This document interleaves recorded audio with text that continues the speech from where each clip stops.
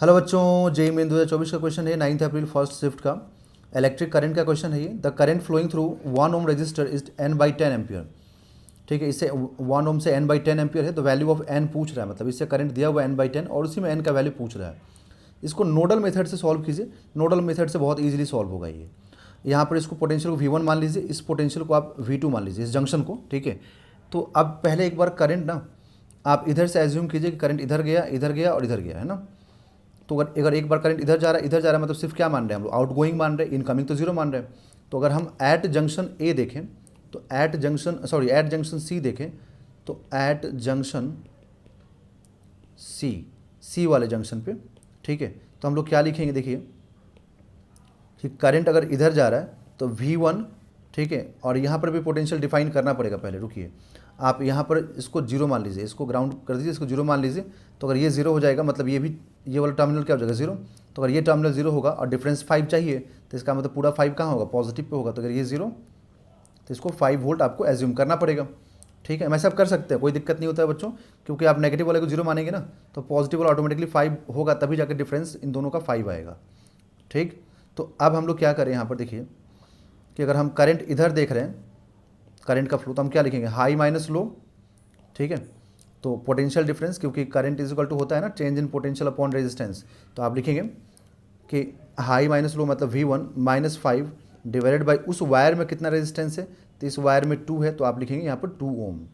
ठीक है, फिर इधर देखिए, तो इधर से करंट, अब मान लीजिए एक करंट इधर जा रहा है, एक इधर गया था, अब एक इधर भी जा रहा है और एक इधर भी जा रहा है, तो V1 माइनस 0/2, तो प्लस V1 माइनस 0/2, क्योंकि सिर्फ आप आउट गोइंग करंट एज्यूम करके सॉल्व कीजिए। ऐसा मेथड होता है करने का, आप ऐसा कर सकते हैं। ठीक है, बहुत ही सिंपली सॉल्व हो जाएगा।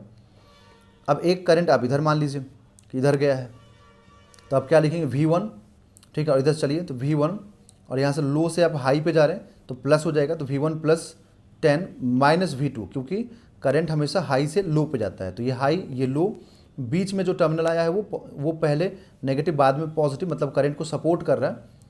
तो करंट को जब सपोर्ट करेगा ना, तो आपको ऐड करना पड़ता है।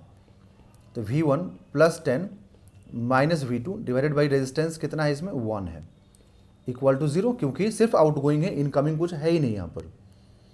ठीक है, तो आप लिखेंगे, यहाँ से एलसीएम लीजिए, तो V1 माइनस 5, एलसीएम 2 रख लीजिए, V1 minus 5 plus V1, LCM 2 लिया आपने तो इसमें मल्टीप्लाई होगा, V1 minus V2 plus 10 is equal to 0। तो यहाँ से देखिए क्या आएगा, 2V1, ये 2V1 और ये 2V1 यहाँ भी है, तो प्लस 2V1, ठीक है, माइनस 2V2 माइनस 2V2, ठीक है, प्लस 10, 2 इंटू 10 प्लस 20 माइनस 5, तो minus plus 15 is equal to 0। तो यहाँ से 4V1 minus 2V2 is equal to minus 15 volt, equation number 1। ठीक है, ये आ गया। अब आप एक बार जंक्शन ए को कंसिडर कीजिए, इसको, और ऐसा मानिए कि करंट एक बार इधर गया और इधर गया, ऐसा एज्यूम्शन हम ले सकते हैं, कोई दिक्कत नहीं होता उसमें एज्यूम करने में। तो हम लोग क्या लिखेंगे कि यहाँ से मानेंगे सिर्फ आउट गोइंग करंट है, सिर्फ आउट गोइंग करंट है, तो V2 माइनस 5/4, तो V2 minus 5/4 plus V2 minus 0/4 plus V2 minus 0/4,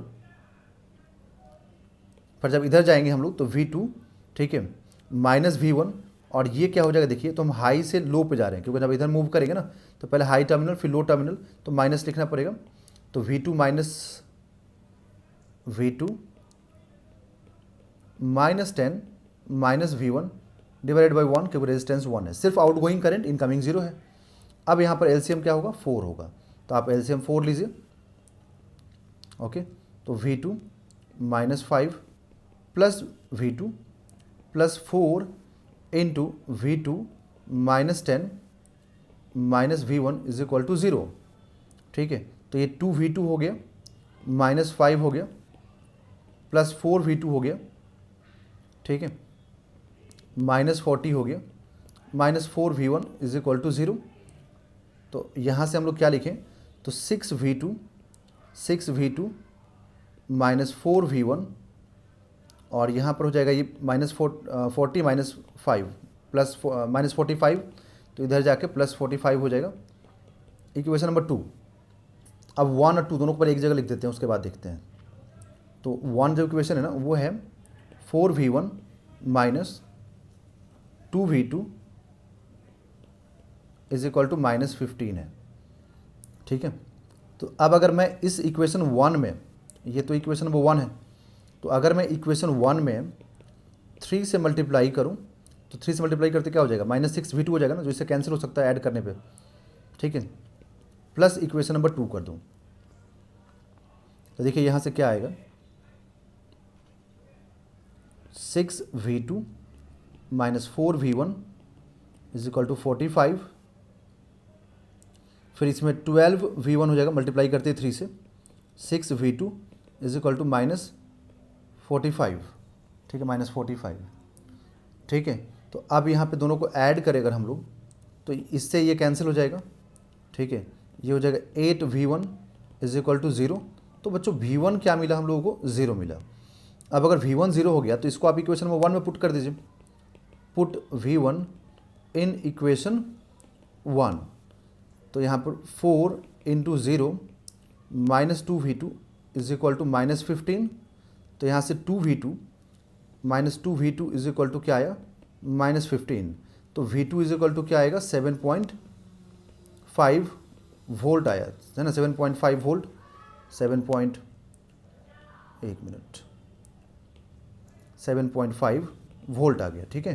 तो अब अगर 7.5 वोल्ट मालूम हो गया v2, तो हम लोगों से जो पूछा गया वो तो इसके बारे में पूछा गया ना, कि इसमें कितना करंट जो है, ठीक है। तो इसका इक्वेशन कौन सा है, इसका इक्वेशन तो ये वाला है, या फिर इधर से देखें तो ये वाला है। तो हम लोग इसको आई मान लेते हैं, ठीक है। तो आई इज इक्वल टू क्या लिखेंगे, आई इज इक्वल टू लिखेंगे हम लोग यहाँ पर, I is equal to v2 -10 -v1 divided by 1 ohm. तो v2 कितना है, 7.5 है, तो आप लिखेंगे 7.5 -10, v1 0 है, तो आप इसको 0 रखेंगे अपॉन 1, तो इज इक्वल टू कितना आएगा, -2.5 एम्पियर, -2.5 एम्पियर। तो I is equal to -2.5 ampere. Negative sign आने से कोई दिक्कत नहीं है, नेगेटिव साइन ये रिप्रेजेंट कर रहा है कि जो करंट का डायरेक्शन हम लोगों ने माना है ना, क्योंकि ये वाला जो पार्ट है, ये वाला, इसमें तो हम लोगों ने क्या एज्यूम किया था, इसमें तो हम लोगों ने ये एज्यूम किया था कि करंट इधर जा रहा है ना। तो इधर जाने का मतलब क्या हुआ, नेगेटिव आया, तो नेगेटिव आने का मतलब हुआ कि हमने जो डायरेक्शन एज्यूम किया वो गलत है, करंट इधर ही जा रहा है, ठीक है। तो इसमें करंट कितना आया, 2.5, तो आपको माइनस हटाना पड़ेगा और सीधे लिखना पड़ेगा I is equal to 2.5 ampere. तो इसको आप क्या लिख सकते हैं, 2.5 को 25/10 लिख सकते हैं, ठीक है।